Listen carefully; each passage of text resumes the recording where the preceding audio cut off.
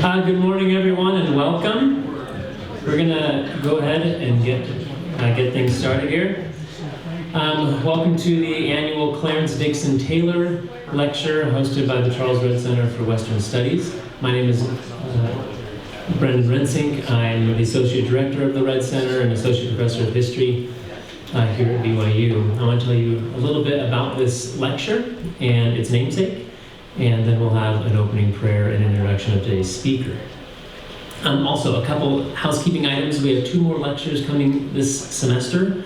On November 3rd, a Thursday at the same time, same room, we'll be hearing from Professor Emeritus of History Adam M. Swords, who was recently retired from the University of Idaho. He'll be giving the annual William Howard and Hazel Butler Peters lecture, speaking about his new book, Making America's Public Lands, The Contested History of Conservation on Public Lands.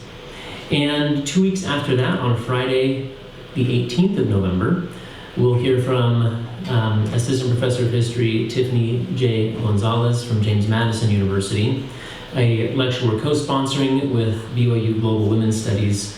Her lecture will be entitled Chicana Politics, How Women Shaped the Political Sphere Since the 1970s. Clarence Dixon Taylor, after whom this annual lecture is named, known affectionately by his family and friends as Uncle Bud, was a lifelong citizen of Provo. He was born on May 11th, 1909, on 5th West in Provo, where there were still no roads at the time, and during which time the largest employer was the Provo Woolen Mills, of which his grandfather, Henry Aldous Dixon, was the first superintendent. He was the sixth of 8 children of Arthur N. Taylor and Maria Dixon. Clarence never married, but devoted his life to serving family, church, and especially the community and region. He graduated from Brigham Young University in 1936 with a degree in business administration, and worked with his father and brothers in their furniture business, the Dixon Taylor Russell Company, until it closed in 1964. He then took care of accounts payable here at the BYU bookstore until he retired in 1974. Clarence Dixon Taylor passed away in 2005, just 10 days before his 96th birthday. And in his honor, the Taylor and Dixon families established an endowment in Clarence Dixon Taylor's name to foster and encourage research on Provo and Orem, as well as Utah, Carbon, and Wasatch counties.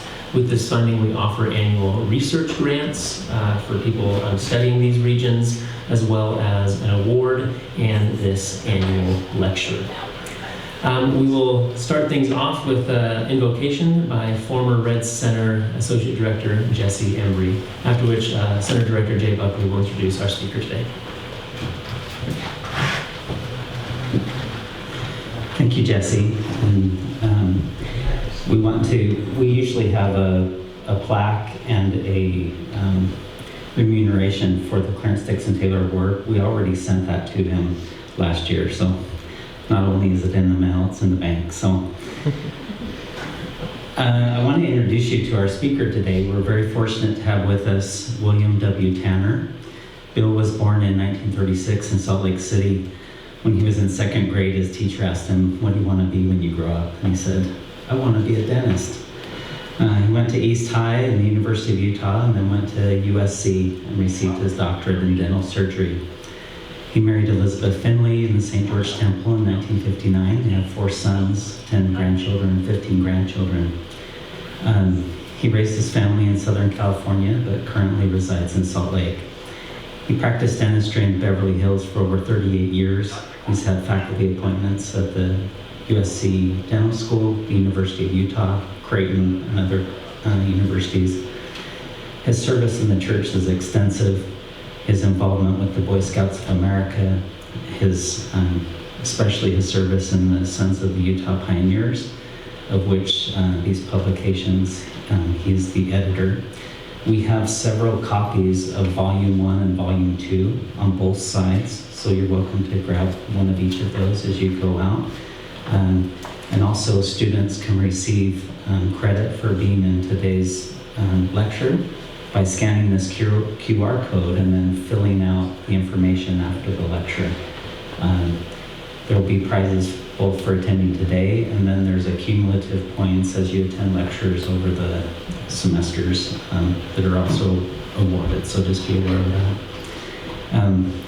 Bill is currently serving as publisher of the Pioneer magazine and has been president of the Salt Lake City chapter of the SUP and area vice president. So we welcome Bill to speak with us today. Let's give him a warm welcome.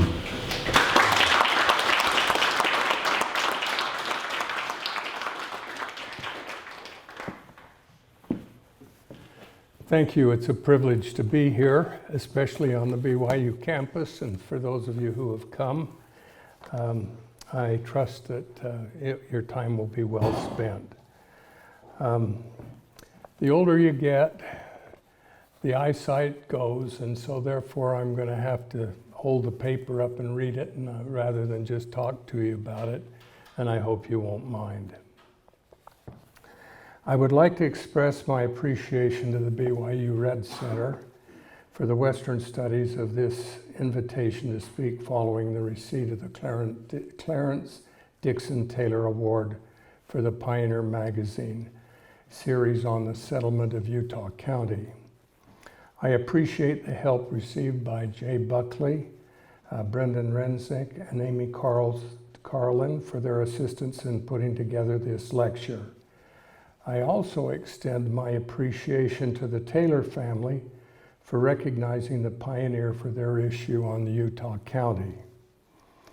The Pioneer magazine is the official publication of the National Society of the Sons of the Utah Pioneers. Our mission is to come to know our fathers and turn our hearts to them. We preserve the memory and the heritage of the early pioneers of the Utah Territory and the Western United States. We honor present-day pioneers worldwide who exemplify the pioneer qualities of character, and we teach these same qualities to the youth who will be tomorrow's pioneers.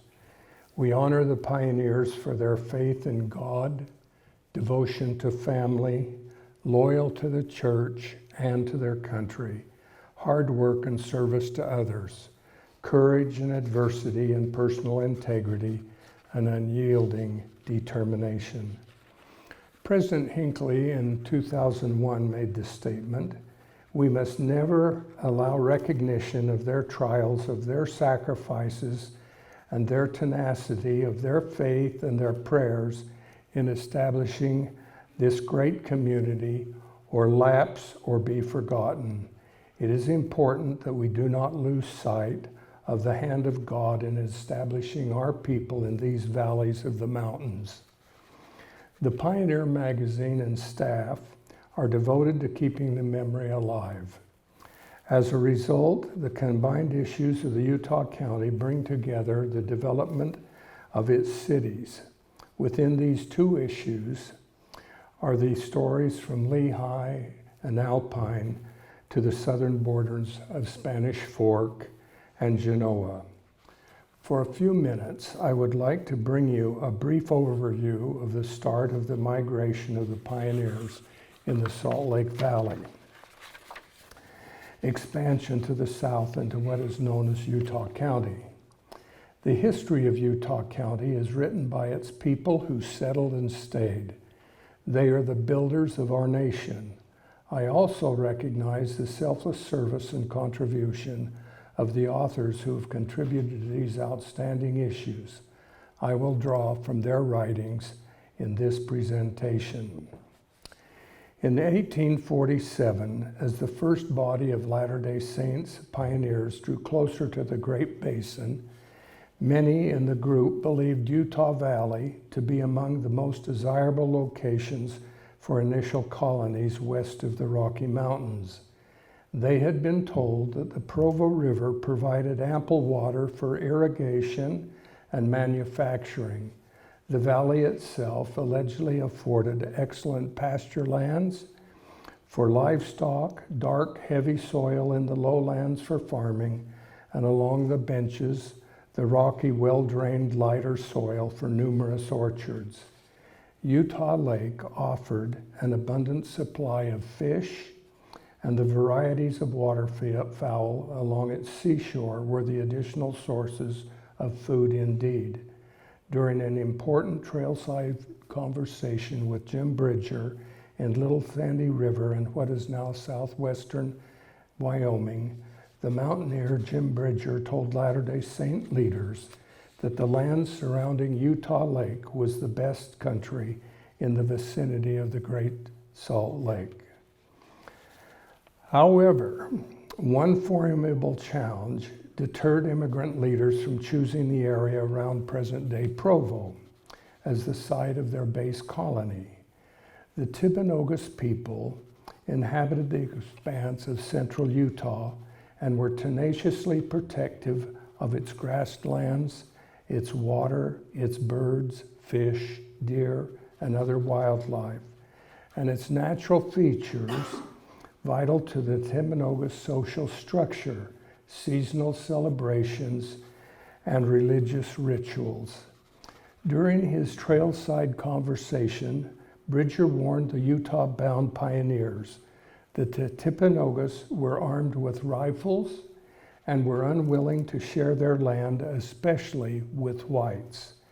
If they caught a white man alone, Bridger said, they would certainly rob him and likely kill him. Based in part in such testimonies from Bridger and others, and owing to what President Brigham Young himself recognized as divine guidance, Young and other church leaders chose Salt Lake Valley over Utah Valley as the site for the first Mormon settlement in the Great Basin. Provo accordingly became almost the right place. Some Latter-day Saints considered Utah Valley too desirable and a valuable resource to be long ignored, and individuals or small groups of pioneers made frequent, albeit understandable, brief visits around the point of the mountain and into what became Utah County. One particular visit was led to an early altercation between white pioneers and native peoples, which in turn led to the settlement of Provo.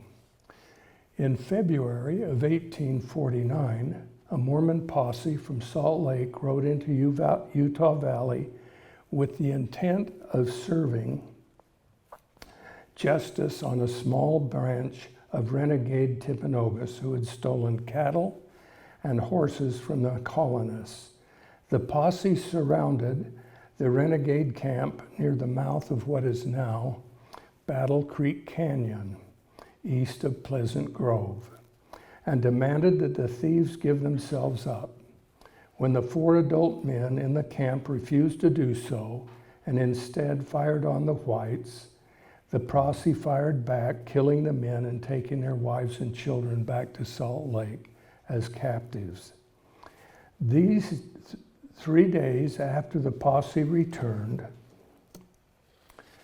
Alexander Williams, one of the posse members and a veteran along with his son of several private trading expeditions to Utah Valley, announced that he had waited long enough, that he was going to farm in Utah Valley, take some cows for President Young, and instruct the women and the children, the widows and orphans of the 4 Indians killed last Monday, to farm, etc. Williams' announcement caught church leaders off guard. Brigham Young, his counselors, member of the Quorum of the 12, the Salt Lake High Council, and other leaders undoubtedly planned to establish a colony near Utah Lake in the future, but they did not wish in the short run to antagonize the indigenous people or to endanger pioneer families in creating such a settlement too soon. Patience and planning were held to be necessary prerequisites to successful colonization. Nevertheless, church leaders realized that approving the new settlement afforded their best hope of maintaining some degree of influence over it, and so they begrudgingly accepted the plan.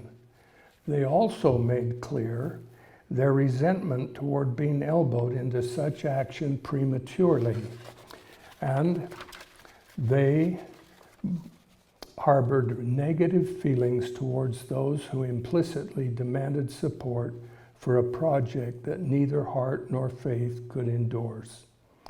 In this way, Alexander Williams unknowingly laid the cornerstone of Provo's early reputation as a quirky, disobedient, and even rowdy colony. The settlement of the area that would become Lehigh City by members of the church began in September of 1850. Brigham Young, the first governor of Utah Territory and the president of the church, was quick to send representatives to appoint local bishops in new settlements. In the 19th century, bishops had substantial responsibility to both spiritual and physical needs of the church. Members, therefore, exerted enormous influence in the development of the settlements. George Albert Smith, an apostle and close confidant of Brigham Young, visited the fledgling Dry Creek community in the spring of 1851 and organized the Dry Creek Ward with David Evans as the first bishop. Bishop Evans has been recognized for his leadership ability when he was called to be a bishop in Nauvoo, Illinois. As a result of this, he was trusted and known.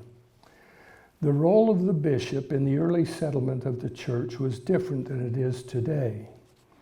Bishops were both the spiritual leader, but more significantly, the temporal leader of the community and the settlement. As an example was the tenure of Joseph Smith Tanner, the bishop of the Payson Ward. When he was called to be bishop in 1871, his duties included the completion of the meeting house, which became the Payson Tabernacle.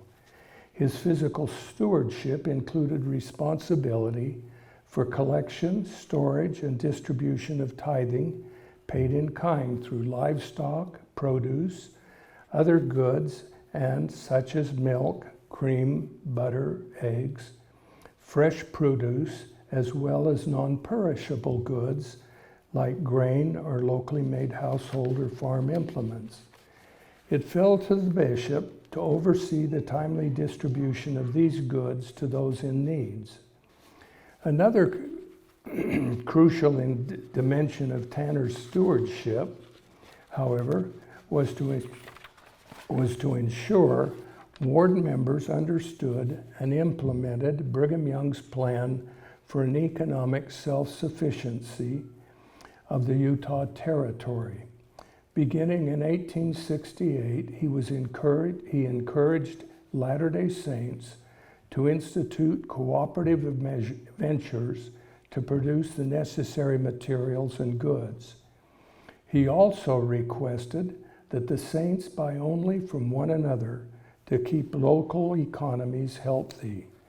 He became the president of the Payson Cooperative Institution, a position he held for over a decade. In this position, he helped establish several cooperative enterprises, beginning with the co-op stores in 1872, followed by the Cooperative Herding Grounds, Dairy Company, and Meat Market. He helped establish the Payson Stock Raising Association, the Payson Butcher and Stock Association, and the Payson Creamery. When the Payson Exchange Bank was organized, he was one of its original directors, and he joined other individuals from Provo and other communities to establish the Provo Woolen Mills. As part of his ecclesiastical responsibilities, he was sensitive to more than just the commercial needs of the community. When 27 saints and their families from Switzerland settled in Payson, he sought ways to meet their needs. Recognizing that virtually none of the adults spoke English and knowing it would not be beneficial for them to attend church meetings conducted in any language they didn't understand, he organized them into the German-speaking branch of the Payson ward. In addition, his responsibilities as bishop were to oversee the church branches in nearby communities of Santaquin, Spring Lake, Salem, and Benjamin until wards replaced these branches in the late 1880s. Bishop Tanner was an advocate for education. Having grown up with no formal education and not knowing how to read or write, he was taught those skills by his wife, Elizabeth Clark Hawes. He, along with other city leaders, implemented attacks to create a public-sponsored educational system. Payson was among the first communities in the Utah territories to provide free education. American Fork was the first. Not all bishops met the expectations of Brigham Young. In a letter from St. George in December 30, 1873, a bishop of release, I will quote,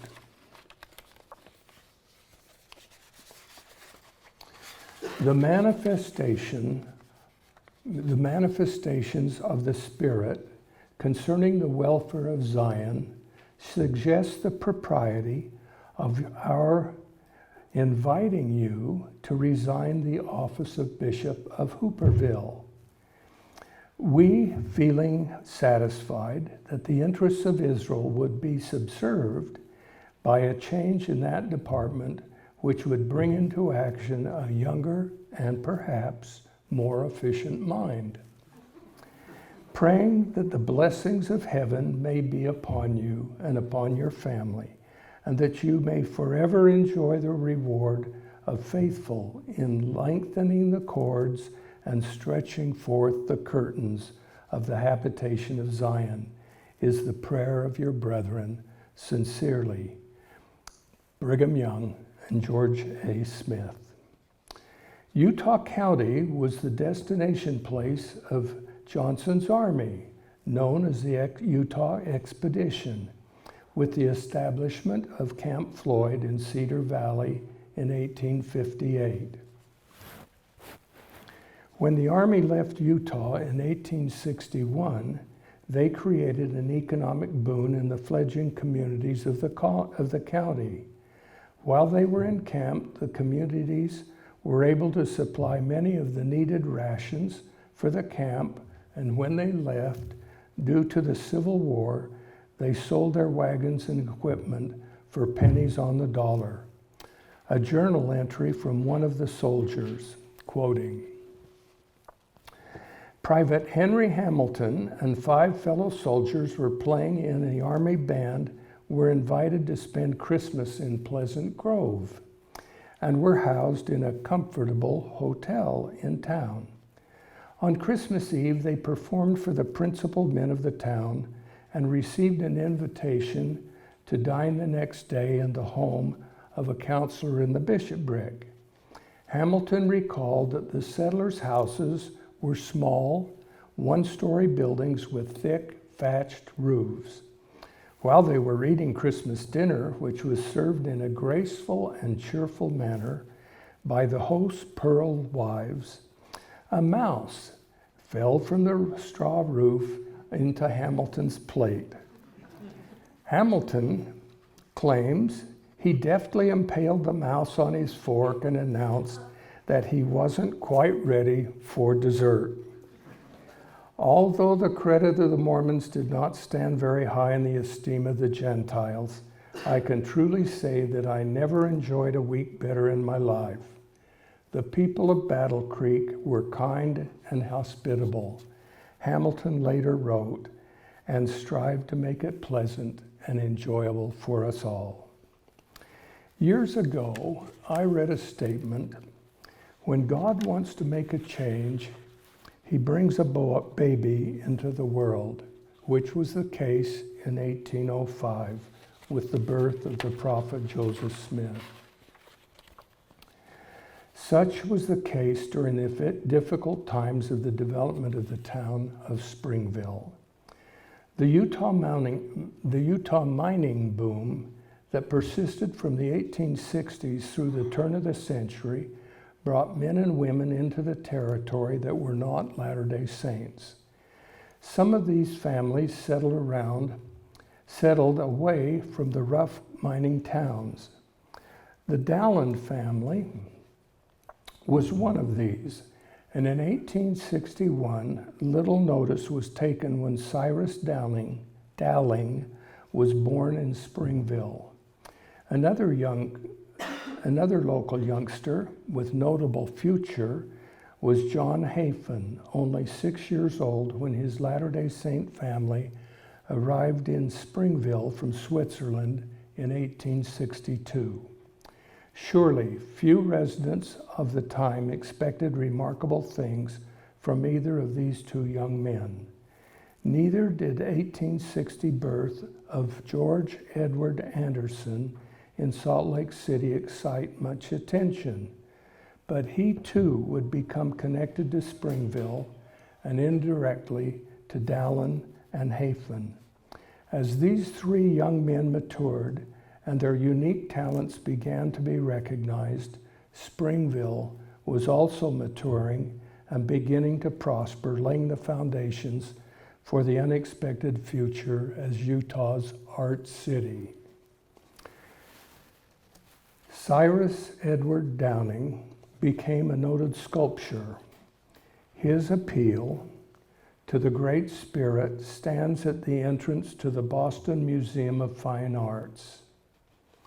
His sculpture, Signal of Peace, an Indian on horseback in full regalia with a spear in his right hand, held upright in a gesture of peace, was displayed at the Columbian Exposition of 1893 and was purchased by the city of Chicago and still stands in Lincoln Park. He is also noted for his statue of Brigham Young in downtown Salt Lake City and the angel Moroni upon the highest spear of the Salt Lake Temple. John Hafen convinced church leaders to finance a group of artists to be sent to Europe for professional training in preparation for painting temple murals. Hafen was primarily interested in landscape painting and is credited with painting most of the garden room murals in the Salt Lake Temple. His best-known work is Girl Among the Hollyhocks, which was completed in 1902. John Fairbanks and Loris Pratt of Tooele and John Hafen of Springville were the artists sent to Europe. George Edward Anderson used Springville as his home base. He took his tent studio throughout Utah, taking and selling photograph portraits. In 1907, Anderson was called by leaders of the Church of Jesus Christ to serve a mission in Great Britain. He took some photograph equipment with him. In his route to New York, he stopped to take pictures of important sites in church history. The Kirtland Temple, the Sacred Grove, and Joseph Smith's birthplace. He recorded the daily spiritual life around him. He also traveled to document the building of many new temples in Cardston, Alberta, Canada, and Mesa, Arizona. Many of the important photographs of church history have been recorded by George Edward Anderson and are preserved in the L. Tom Perry Special Collections at the Errol Beeley Library here at Brigham Young University. A challenge throughout the settlement of the West was no different than in Utah County. The struggles were wrapped around survival from the elements, the need for water, the struggle with indigenous people who had inhabited the land for generations. Wagon boxes continued as their housing until they were able to build dugouts and log houses with thatched roofs and then adobe. These adaptations can be seen in each of the communities in the county. Education was crucial and an important part of the LDS culture. The glory of God is intelligence. Elder Bednar stated, "You might think intelligence means being gifted in academic work, but intelligence also means applying the knowledge we obtain for righteous purposes. That intelligence can be seen as the pioneers applied their knowledge by surveying the lands, digging the canals, and harnessing the raging waters for use for power to run the various mills.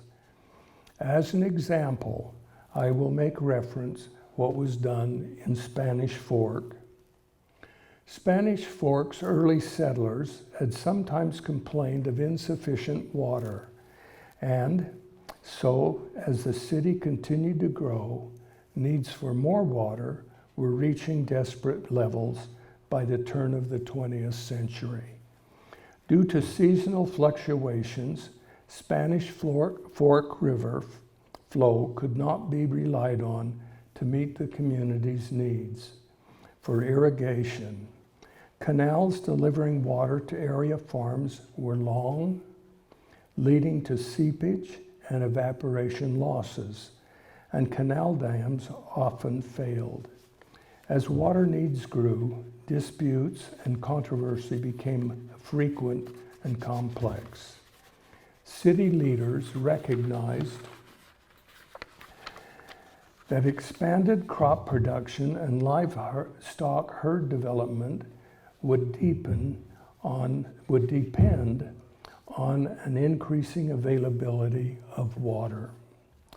To explore a possible solution, Utah State Senator Harry Henry Gardner and Spanish Fork Mayor Herbert C. Ricks were joined by others on a visit to Strawberry Reservoir Valley. They discussed the viability of building a reservoir there, together with a delivery system that would bring water to the Utah Valley. Because the preliminary survey was promising, claims were filed and work was initiated by private citizens. When funding began to dry up, after 18 months, petitions for federal aid were filed. More surveys were conducted and federal funding was secured. Construction of the dam, which was 16 feet high and 70 feet long, and the laying of water delivery systems were massive and undertaking by themselves. But they in turn required an infrastructure of roads, tunnels, and telephones and power lines. The significance of the Strawberry Valley Reclamation Project and its impact on the city of Spanish Fork and the surrounding area cannot be overstated. Beside the fact that area farmers and residents had adequate water for the first time ever, the project also resulted in government plant that generated hydroelectric power through the flow of water from the dam. Spanish Fork began building a light and power system in 1909. It was completed and connected to the government power plant in 1910.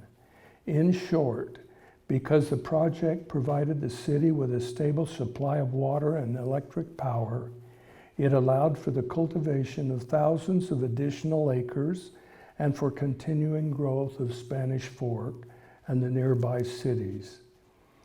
The project was the first large-scale trans-mountain diversion from the Colorado River Basin to the Bonneville Basin, and one of the earliest Bureau of Reclamation projects to develop hydroelectric energy.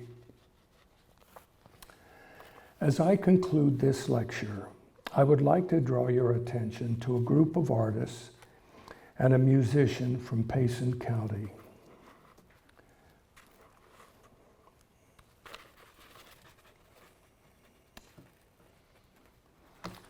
Well, hit it twice.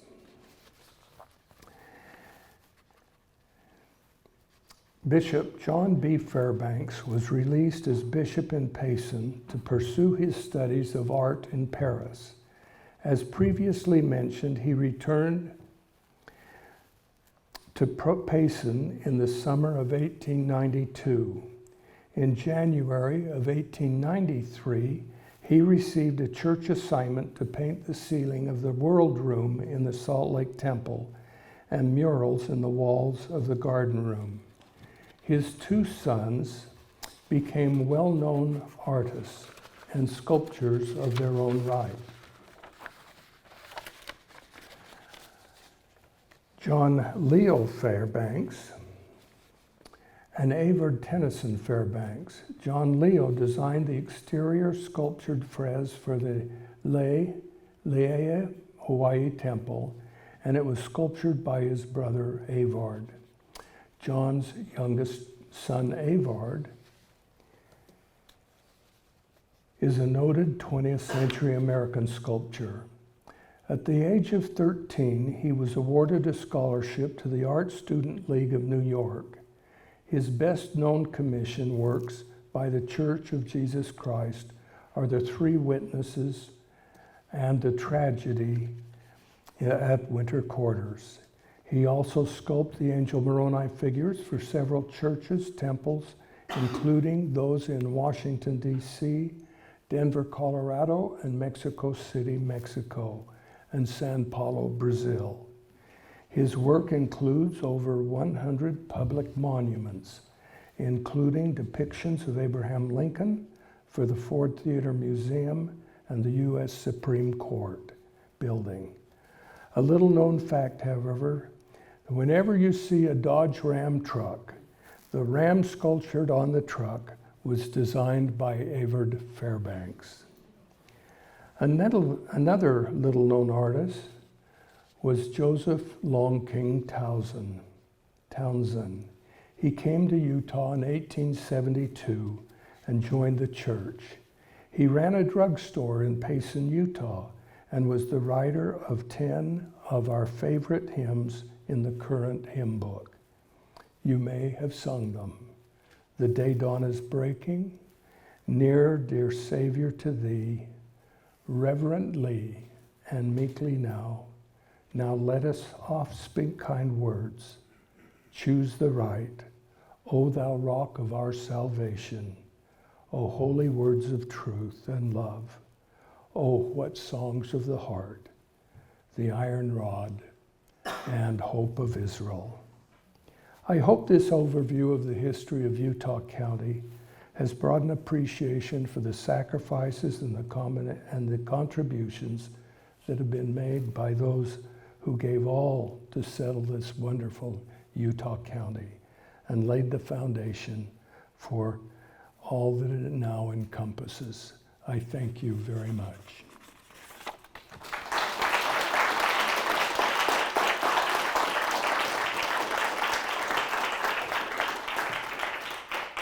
If you have any questions, I'll try and answer some. Yes.